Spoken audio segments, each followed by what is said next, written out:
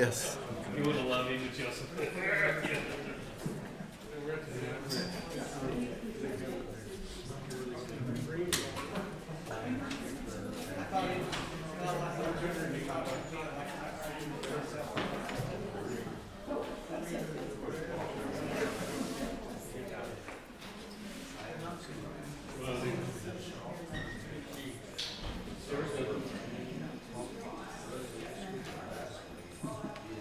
I should have brought Holy Books.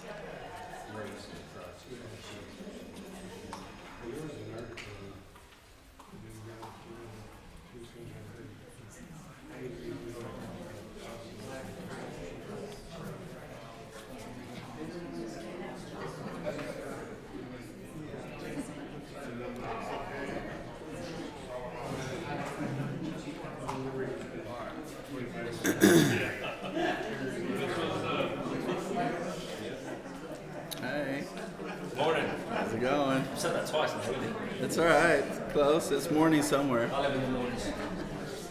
It's morning somewhere. All right, well, let's get started. Glad you're here. Hope your week's been progressing well.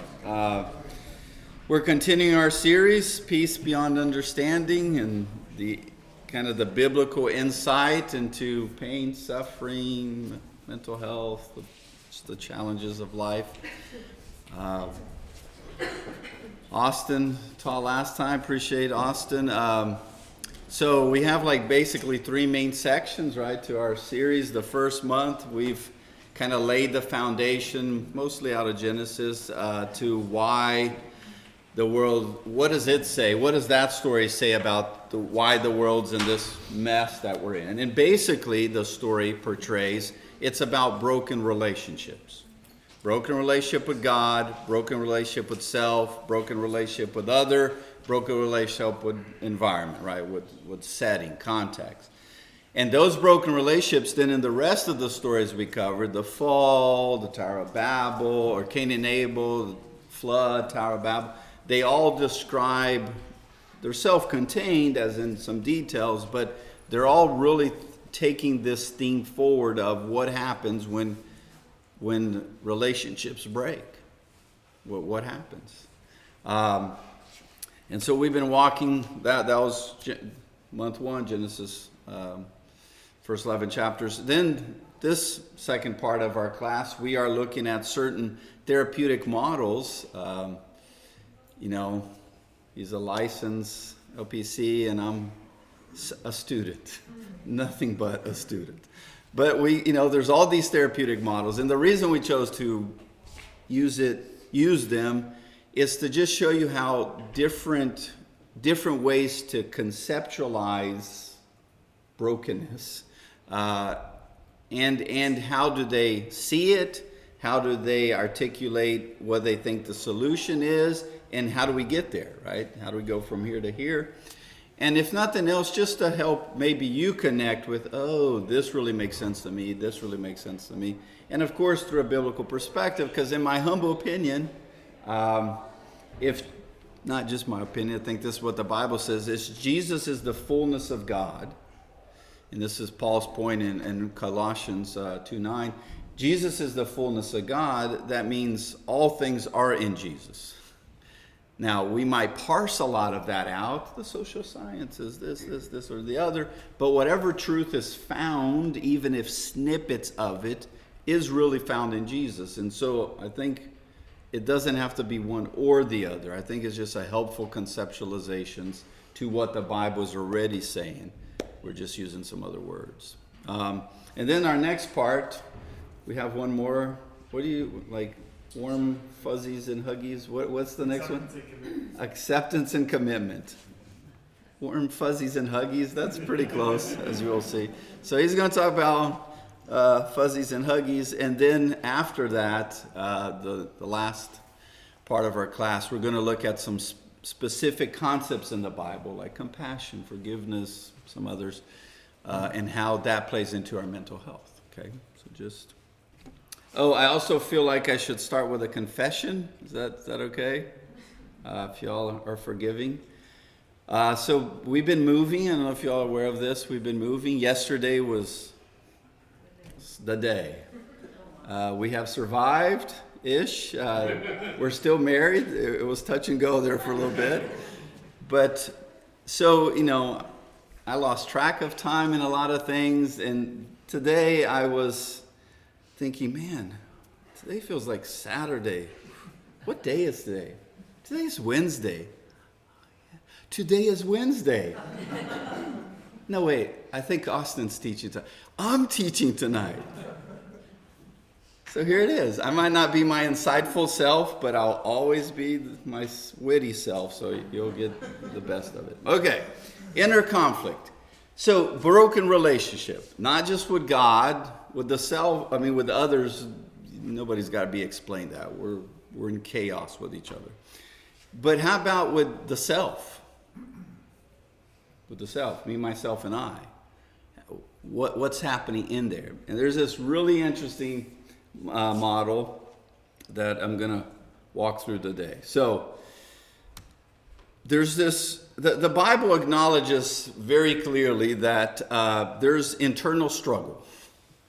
Like I said, in Genesis, when Adam and Eve felt guilt and shame, that's an internal struggle. Right? That's a realization inside. And so the Bible recognizes that. Paul talks about it. Jesus talks about it. And there's this particular method called internal family systems. Have you seen Inside Out, the first or the second? That's what it is. It's internal family systems. It's the idea, the family system is this, is the idea that we're all relationally interactive. So through a systems perspective, no matter who's sitting there as your client, it could be, a teenage son that the parents brought in because he's, he's rebellious. It could be the husband who's there because he's, trying to work through the pressure. It could be it doesn't matter. Through a systems perspective, you're not just thinking of the person, although that's the only person sitting there. You're thinking of their system. And whatever issues they have is from a system. Like from their family, from their job, from their broader social context. It's a system. So they took that concept and said, what if that's happening inside my head? So the son sitting there, there's a family dynamic. The husband sitting there, there's a family dynamic. Like sometimes, is that happening inside? So they took family systems and thought of internally. So that's the idea. And we're going to navigate through that. So just like if you watched Inside Out, there's the girl, right? I think she's preteen in the first and then a teenager in the second. And her family's moving from one city to the other. Been there. For a job or whatever. And she's got to now navigate that transition. And, there's the parts, and in the story there's the first one, there's joy, anger, sadness, fear. Okay. Then in the second one, they add a few other things. There's anxiety, because now she's a teenager. And there's also embarrassment, I think. Maybe one more. But that's what it is. So outside, she's being her, right? One person. But inside, there's parts of her that are trying to do their thing. And those parts inside, things come out because of whatever part's in charge. The first one, Joy, is just trying to stay in charge, right? Because she wants her to be happy. But the little girl, she's in a place of sadness because she had to leave family or friends and her school and all this stuff to start. So sadness keeps trying to show up, but Joy doesn't want sadness. But at the end, what's the main point of the first one? You need both. You can't just have joy, right? Sadness plays a role. So parts. So let's start thinking about that. So understanding internal family systems. Guy that put it together, Richard Schwartz, like I said, he conceptualized that we all have parts. We all have parts.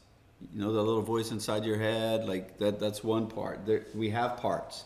And each part has a purpose. They have a role. Okay? They're needed to a degree or another.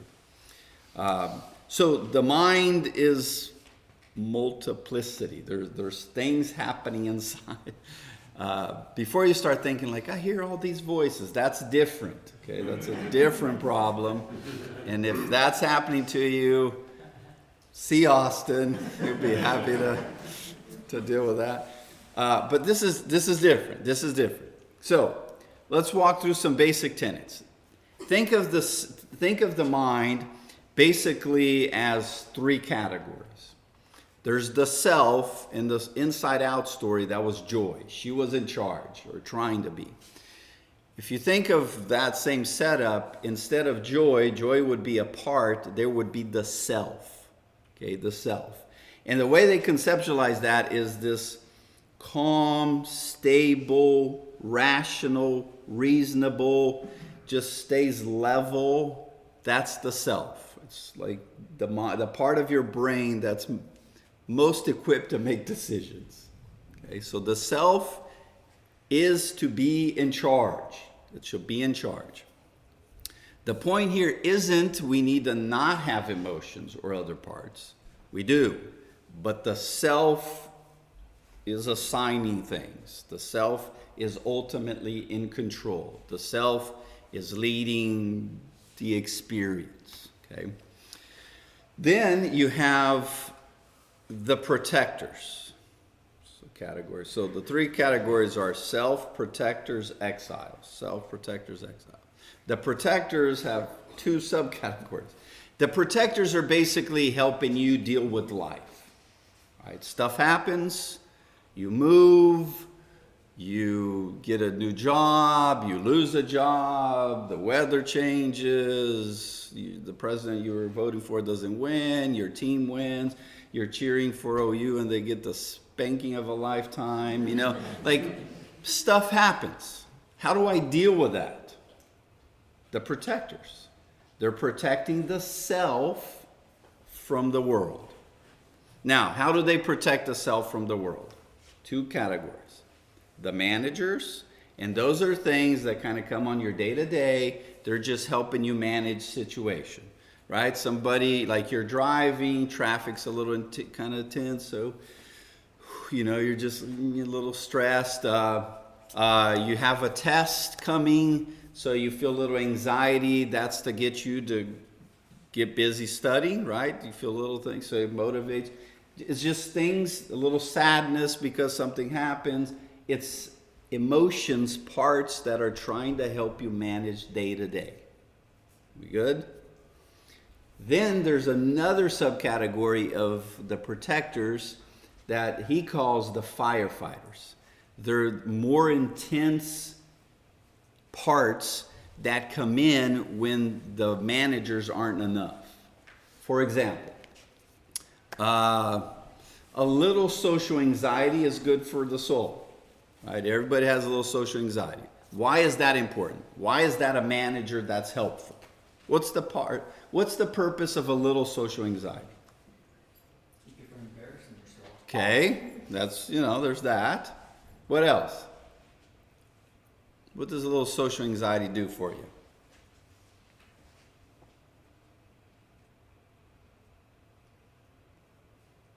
Y'all ever hear of deodorant? Why do you put deodorant on? You don't want to be known as that stinky kid, right? Why do you shower? Well, some health too, but why do you fix your hair? Why do you put clothes on? Some social anxiety, right? It motivates you to do some things that has social implications. Why do we say hi to people? Why do we greet folks? It's some social anxiety. Now, that's okay. It's important. Everybody has it. Some a little bit more, others a little bit less, right? But it plays a role. How about just anxiety? I mean, I know the real pandemic of our times is anxiety. But what's the role of anxiety? Little anxiety, like little day-to-day anxiety. Make Huh? you more alert. Makes you alert, a little bit pay attention, some situational awareness. If you didn't have a little anxiety, you just walk right out and, in the traffic. But you're aware there's some consequences. Like I said, if you have a deadline, say like you're supposed to teach a class on a Wednesday at church, completely hypothetical. What would motivate you to get busy doing that, say, in that afternoon? Some anxiety, right? Because otherwise you got to stand before folks and be like, we're talking about some mental health thingies. I mean, it motivates you. That's fine. Okay. When you're supposed to be unpacking. That's right. When I was supposed to be unpacking, I'm over here like, can't talk now. That it motivates. Anxiety as a manager is okay because it's helping you manage something. Sadness. We might not like to feel sadness. Does it play a role in our lives? Do we need a little sadness? Sure we do. Okay, so those are managers. That's fine. But when managers are not enough, then we have firefighters. Firefighters, they come in with like the mindset of the building's on fire, they kick doors down, they show up, it's intense. So, little social anxiety, right? Because I'm aware of what people think of me, so I put some deodorant on, brush my teeth, comb my hair. It's fine. But ultimately, what is social anxiety really trying to keep you from? Somebody said embarrassment. What's under embarrassment? If you feel embarrassment, so what? Humiliation. Huh? Pain. Yeah, it's a level of pain. Because if you're being humiliated, embarrassed, you're really in a sense being rejected, right? They're looking at you as in like your self-worth is being challenged, rejected. So somebody smells me because I didn't put deodorant on. That's unpleasant, mostly for them. But really, then I start feeling a little like I don't want to be thought of bad, poorly. I don't want to be embarrassed. I don't want to be humiliated. Ultimately, I don't want to be rejected because I want to belong. Does this make sense? So I put deodorant on. That's good. That's just a little manager. Now, if I'm still feeling, if that underlying feeling of rejection and belong is really ramped up in my life, for whatever reasons, often attachment issues, but really ramped up in my life, a little social anxiety isn't enough. Then I start having big time social anxiety. I had a student tell me that she feels social anxiety. She says, every time I walk in a room, I want to have a panic attack. Every time. But you would look at her, she's super bubbly and just like, But so she's like, I have to make myself go. At times I don't want to leave my room. That's not a manager. That's a firefighter. A little social anxiety gets you put in deodorant. Big time social anxiety makes you not leave the room. They're both trying to do the same thing, keep you from being rejected and, somehow not belonging. Does this make sense? So they're different parts. When the managers aren't enough, sadness, depression, anxiety, panic attack. You see what I'm saying? I work out. As sometimes we do that. It has some mental health benefits because I want to numb some of the stress of the day. I want to just deal with that. So that's okay. A helpful manager. That's not enough. I take up drinking. Not just the occasional something. I'm an alcoholic. You see, it's managers, firefighters. We with me? Is it making sense? Okay. The firefighters, though, they often come in because the next category is the exiles. I think in the second one there's some of that already. I didn't watch it, but I was told. And there's some things in the dark or some things want to come out. Okay. That's what it is. It's exiles. Everybody has Often it tracks back to some trauma or some, attachment issues, or sometimes it doesn't even have to be big, intense trauma. Some coach yelled at you that you weren't good enough at something, you're never going to amount to anything. And sometimes that just lands in such a way that then we just hear that accentuated in other relationships and other things. And that somehow it just stays there. And we want to amount to something. We're afraid we're not going to amount to something. And so we have firefighters come in because that feeling that I might not amount to something, we just want to repress it. We don't want to feel it because it's painful. That's the exile. I'm not good enough. I'm not pretty enough. I'm never going to be anything. I'm going to be rejected. Nobody's going to love me. Whatever. We all have them. And those exiles are things, if people really knew what I did, they would think I'm the worst of, we don't want to deal with it. We try to crush it. We try to ignore it. We try to lock it up. We try to put it behind our, and the managers aren't enough for that. Managers are enough for day to day. Firefighters come in every time an exile starts to want to get out. And they'll go to intense, great lengths, like addictions, to keep those hidden. Because the exiles don't want to be hidden. They want to come out. But it takes intense energy to keep them hidden. And that's what the firefighters are. Panic attacks, obsessive compulsive behaviors, perfectionism, obsessive compulsive, any addiction, firefighter, they're all a part of you trying to keep the self safe from exiles, from perceived dangers. You with me? Does this make sense? Any questions? Okay. Now, mind you, once again, these are all you. I'm not anxiety. I have a part that's anxious. Does this make sense? It's a part. It's not me, but it's a part of me. And sometimes we just assume I'm depressed. I'm anxiety.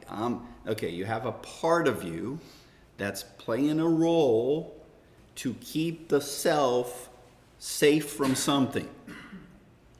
And if you were in therapy, which you're not, because I'm only a student, this isn't therapy, I would be trying to help you find out what's the exile that your parts are trying to keep you from. Because if we can get that, then we can do something else. All right. So, how do we process? First, we got to identify the parts. What are my parts? What's key? Like, what's active? What shows up most of the time? Right? Those are your parts. Like I said, everybody's got parts. Those are your parts. And if we can name the parts that are very consistently showing up, anxiety, panic, sadness, what else? Like, what are things, what are just parts out there that would be common in a day-to-day experience? Fear, yes, fear, joy, sadness, anger. I'm just thinking inside out. Judgmental, the judge, Yes. inner critic. Yes, the inner critic. The inner critic, the judge, the intellectualizer. Yes, the person that just has logic for everything. But really, it's not that they're smarter than everybody else. It's a coping mechanism. It's a part that's in charge, trying to keep them from something, right? Keep them protected from something. So we identify the parts. Okay. Then we differentiate the self from a part. Once again, I'm not anxiety. I have anxiety. And it's a part. It's not you, per se. The self is you. It's trying to keep you, I'm not sad, I'm not angry, I'm not uncontrolled, I'm not judgmental. It's a part of you. Now, you might be like, you're parsing, you know. I am parsing because that's important. Like, the problem is the problem. It's not you, the problem. And if we don't realize to differentiate, yet it's you, it's a part of you, but it's not you, then we have a lot of criticism and self-judgment and self-doubt and insecurities and so forth. So, but here's another thing. Your parts are trying to help you out. It doesn't mean they are helping you, but they're trying to help you. Right? Is joy a good thing? Shouldn't we all have some? What happens if joy is in charge and that's all you ever have? You ever interact with that kind of person, no matter what? They're just like, wow, there's the silver lining, and oh, it's going to be great. I've never been stuck in this airport. I'm loving it. You're like, you know, it's not great. It's not great all the time, right? So joy's okay. We're glad to have joy around. We have to have some compassion with our parts, because once again, we might hate that part of ourselves. I hate that part of me. But then, then you created another part. You understand? So let's say insecurity, right? Insecurity is a part that plays a role in your life. It's keeping you from something, right? We would have to investigate what, but it's keeping you from something. But if you don't like that part of you, then you're like, I hate the fact that I'm insecure. Okay, now you just created another part, the hater of the insecurity. Insecurity is trying to keep you from something. Now you have hate that's trying to keep you from insecurity. You see the tensions you're creating in your own life? The inner conflict? Now you're just like, you're at war with yourself.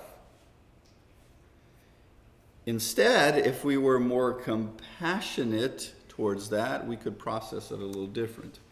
So, then we need to heal the exiles. Listen carefully to me. There's no amount of drugs, there's no amount of whatever, there's no amount of addictions, of compulsive behavior that is going to completely, ultimately make the exile disappear. You're just kicking the can down the road. It will come out. The exile, it's almost like, it's like trying to put, let's say you are carrying a backpack with a lot of dirty laundry. And you've been carrying that dirty laundry since you were 5. I don't care how much Febreze you put on that backpack, how much, you know, those little things, little trees that you hang in the car, you can just rub that all over you. The smell will eventually come out. Like, people will smell it. There's no hiding it. So the exiles cannot be ignored. They won't be ignored. Right? And if that's what you're going to try to do long term, it will be your life. That will be the main energy of your life, will be to keep that away. And it'll just keep coming. It'll just keep coming. It'll just keep coming. But if we take the time to actually see, here's the only way to get rid of an exile, so to speak, is to actually process it, like face it, deal with it, get help through it, pray, heal it. Like, you can't just ignore it. You have to do something with it, because it'll come out. It'll come out. It'll come out. Any thoughts, Austin, you want to add on exiles in the dark? Yes, I think you put it in a good way to look at difference between managers and firefighters. Managers more proactive, firefighters more reactive. Yes. To situations. Very good. Yeah. They're, The internal struggle is triggered by external struggle. yeah, Triggers. it's very reactive. They're just kicking down doors, and like they don't want to sit there and be like, oh, let's just feel the warmth of the fire. They're just gonna come in kicking stuff. Like, they want to crush it at all intensities. But it comes, like I said, there's moments where that might be okay, but it can't. The problem with any other part but the self is if they are in charge. Little anxiety goes a long way. When anxiety takes over the controls, and the self's over there in the corner being protected from whatever, then we're just anxious all day long about who knows what.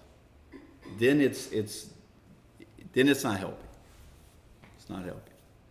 You can have anxiety come in a little bit. You can even have the occasional panic attack come in for something. You know, if your house is on fire, I would hope you'd feel some panic. You know, you gotta move.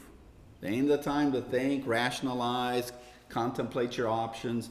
I'll give you an example. I was in a car accident once. I had never been in a car accident with the airbags deployed. I grew up before we had those, and who needed seat belts? You just let the Lord take the wheel. But then airbags. So this older gentleman didn't measure distance very well, just pulled out airbags. Apparently where airbags deployed, there's a little powder that comes out.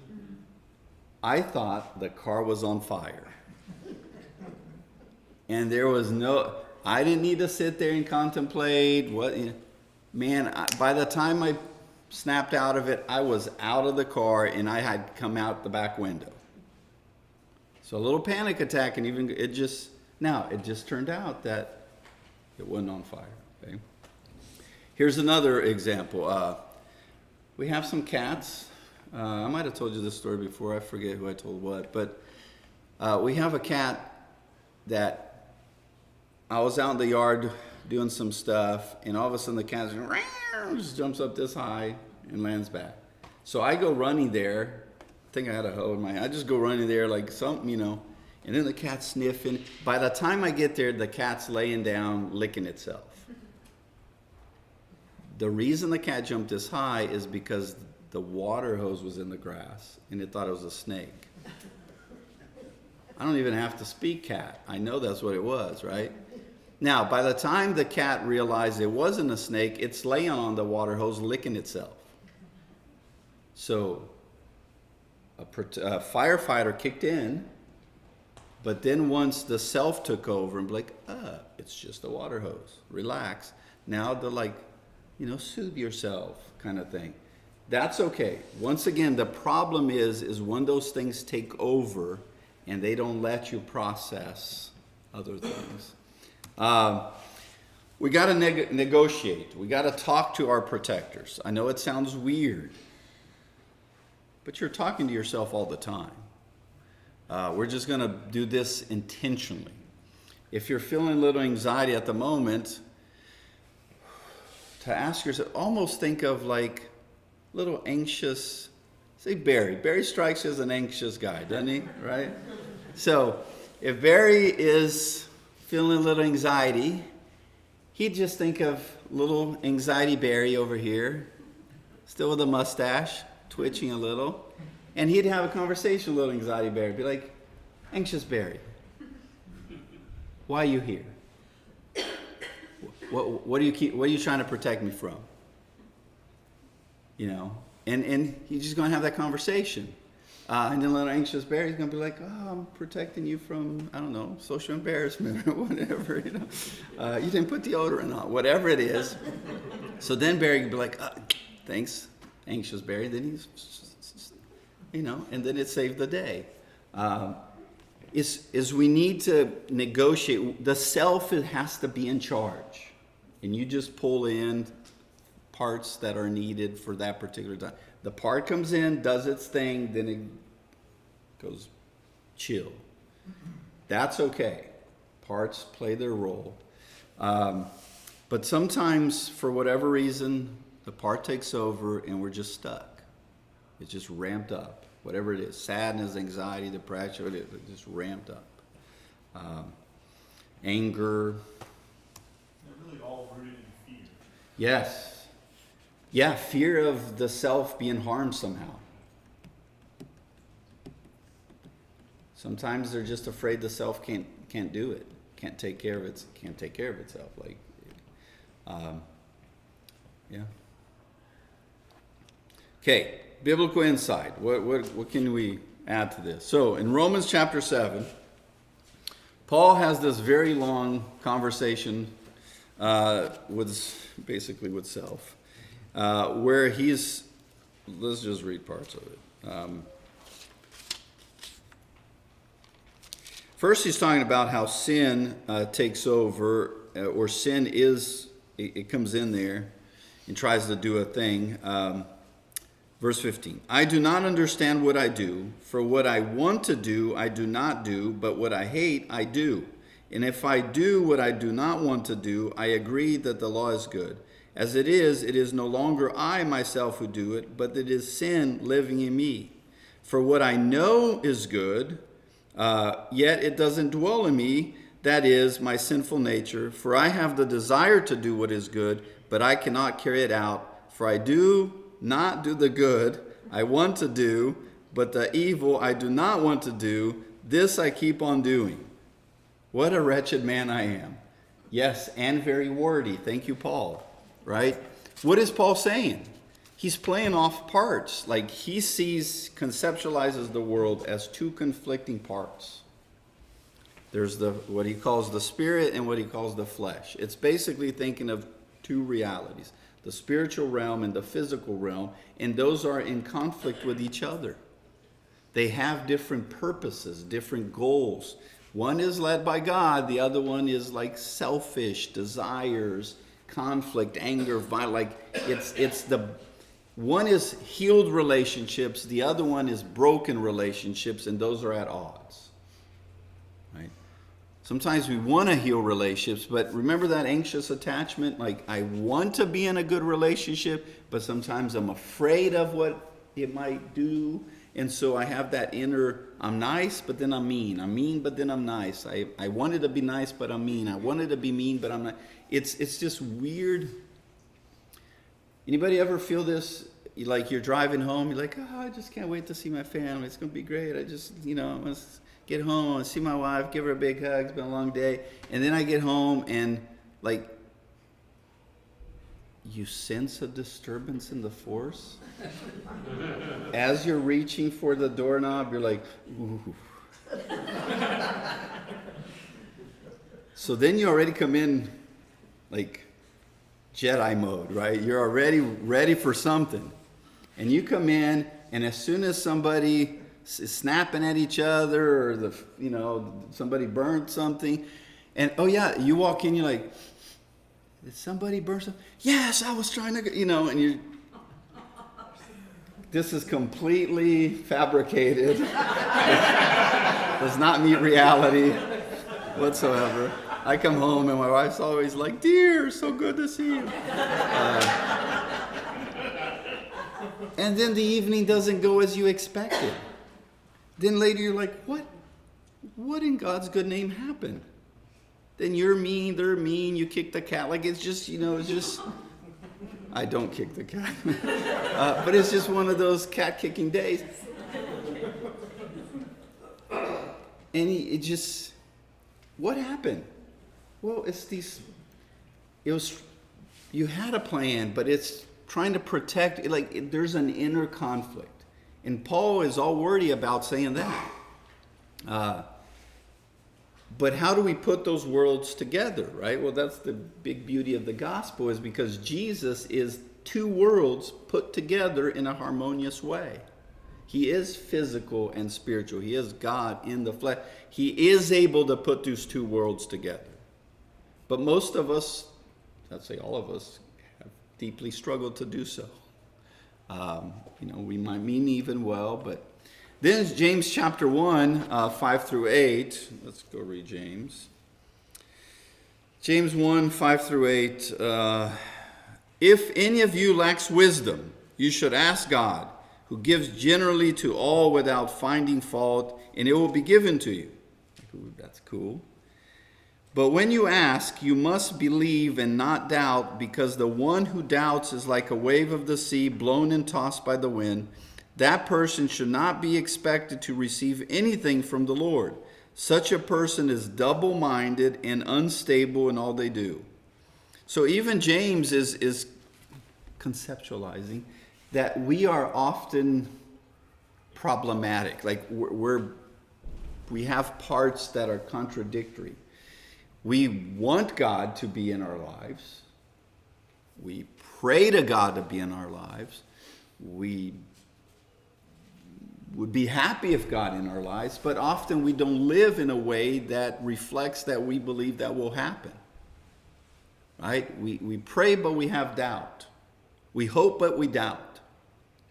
We want God, but then we have problems with God. Like, it's just this weird combination, and James is articulating it that way. Then in James chapter 4, he says, he's talking about how they interact with each other. It's also seems intense. James 4, 1-3. What causes fights and quarrels among you?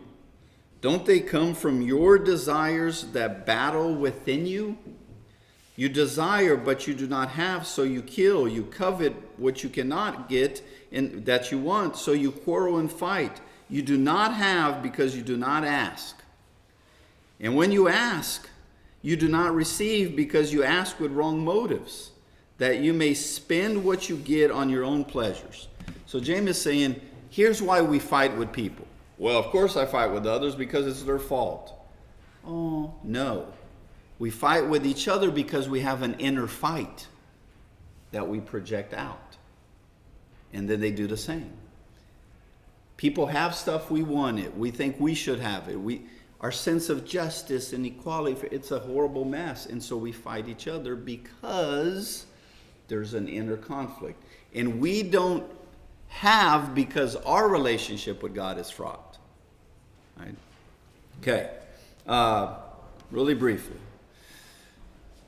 What do we do then? So we got to identify the parts. Paul talks about this. He doesn't understand. He wants to do, but he doesn't do. What parts do you have playing an active role in your life? The leading ones. Are there managers? If they're managers, that's okay. And we can create other managers. I can work out. I can pray. I can do yoga. I can have meaningful interactions with people. I can sleep at. Those are all managers. You can be selective. You can nurture those alone. Then we have these firefighters, right? Let me skip the part thing. Okay. We have to work with and deal with and address, and maybe through therapy or maybe just a lot of other helpful ways, with our exiles. We have to deal with them. You cannot hide it. It will not be hidden. I don't know how many times I can say that. If you get nothing out of this, if there's something you're trying to spend a lot of energy locked up, it will take more and more and more energy. And it's all energy that you could be doing in 10 other things in your life. Until you bring it out, talk about it, deal with the processes, whatever needs to happen there to solve it. So, eternal family systems. I think it's just a helpful way to conceptualize what the Bible's already doing. We have these parts. We have brokenness. We have things that need to be harmoniously put together. If the self is in charge, the God-given self, the image of God, the presence of God, that version is in charge. Things go well. If not, then other things just end up ruling our lives, and to a very painful degree. So, next time, Fuzzies and Huggies with Austin. What's the official title? Acceptance and commitment. Doesn't that just sound like lots of fun? All right, let's close with a prayer. God, we thank you for the opportunity. We thank you for the pleasure, the privilege to be about your purpose, your guidance, your wisdom. Give us awareness that we can understand the inner workings of our minds, that we can submit to your presence and your rule, that your image in us can take the lead, and that we can be more at peace with you, with self, with others, as the healing presence of Jesus makes all that possible. We thank you for your love and grace. In his name we pray. Amen. Thanks, everybody.